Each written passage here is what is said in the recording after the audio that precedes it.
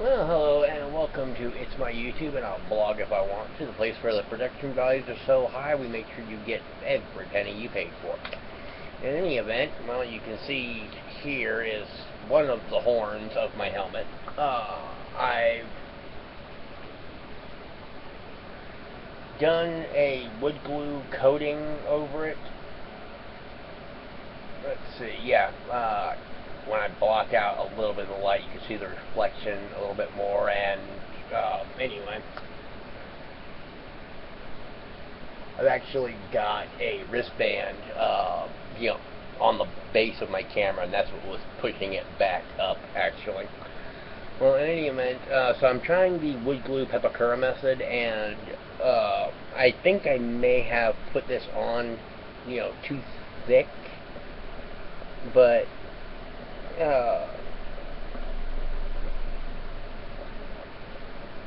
I mean, it's actually, like I'm getting good coverage and everything else out of it. Seeing what I can do with what little is still left wet.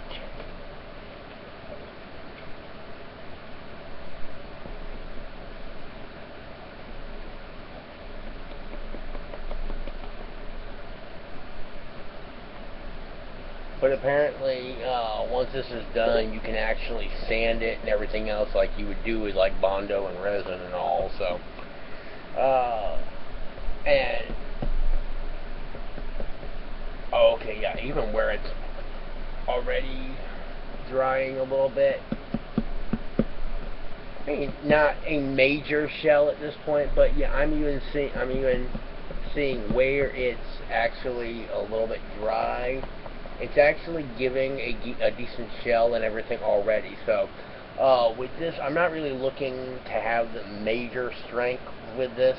I'm basically looking for it to be just kind of solid, so that way when you knock on it, it just kind of feels solid to your knuckle. But then on the inside, I've got some fiberglass cloth, but I'm also thinking about trying an experiment. This is actually a pack of baby wipes that we couldn't find, and they're all dried out.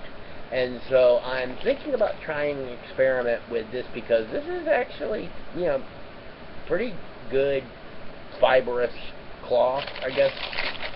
And so I'm actually thinking about, in terms of economics and things like that, I'm thinking about actually doing a layer of this.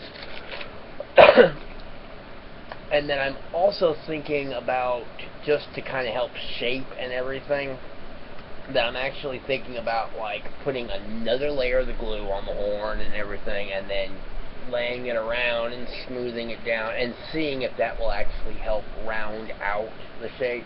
And if that's true, then these are like $1 for a pretty good thick stack of them.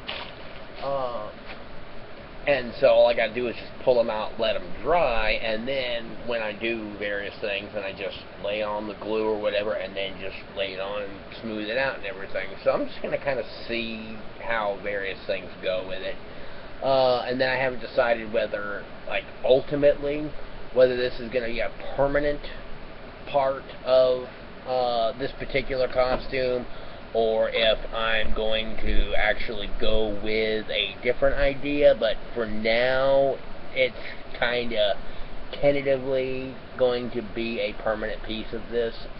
But then again, I also may decide that later on I'm going to completely redo this helmet altogether. So basically, we'll see what happens with it. But yeah, basically just wanted to kind of give a quick progress note and say, hey, this is actually what I'm doing and all. So this is one of the things that I actually will be covering in my videos in the future, though, is various construction methods and everything. I came across this on the 405 website. Basically like 405.com or something like that. I'll remember to try to post a link at some point. But basically, you just Google, hardened wood glue with pepakura, and then it'll be in the link. It'll be like probably like the first or second link usually. And just basically go to the 405 website. Great tutorial, and follow that.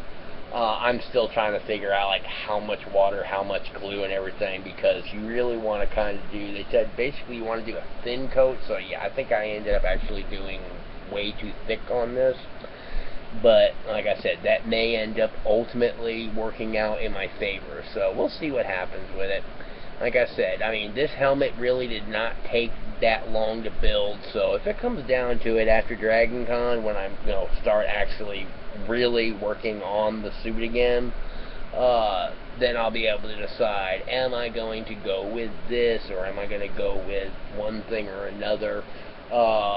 And then actually, because I did see how the horns worked out, I'll be able to actually look on this and see where is the best place to separate the horns and everything, because I found that if I use a much thinner cardboard for like the horns, it allowed me to shape them much better than trying it with the cardboard that I use for the main helmet itself. So the whole thing is overall is just a learning process and everything. I do have some wood filler that I'm going to be trying, which I've also been told is a very good substitute for Bondo. And so we'll see once this helmet gets to wearable condition. It's going to be what I'm going to be bringing around to Dragon Con, because I won't give a damn whether it gets screwed up or not, and I'm really not going to be going in full costume this year as much as I wanted to. Next year, though, that's the one that I'm going to be really doing some work on and everything else. So we'll see how this turns out, though. Well, anyway, I guess I just wanted to get a quick post and say what I'm doing and everything, and just kind of lay out a few things for next time. But yeah, this is one of the things that I'm going to be covering, is how to do the Pepakura methods. I'll be getting into a little bit about stuff about scaling and everything else and all, but for the most part, just kind of showing what it is that I'm doing. There, by the way, is some really great stuff on YouTube. A guy named Serial Killer, spelled cereal like a breakfast cereal. Oh, excuse me. And he has some really good tutorials that basically give like the general concepts of scaling and all. He could be a little bit more specific in times, at least for me personally, but a lot of other people think that he is actually pretty good.